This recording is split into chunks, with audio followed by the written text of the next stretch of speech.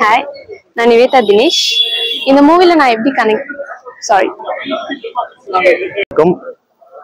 இந்த மதுரை 16 இந்த படத்தோட ஆடியோ லான்ச் இன்னைக்கு வீடியோ எடுக்கிறோம்.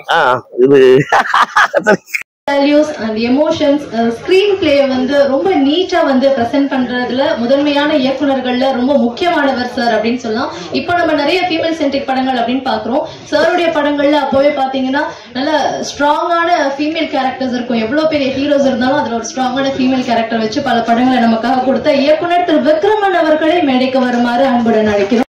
சோ இயக்குனர் ஆர்.வி. உதயகுமார் சார் அவர்களை மேடைக்கு வருமாறு அன்புடன் அழைக்கிறோம்.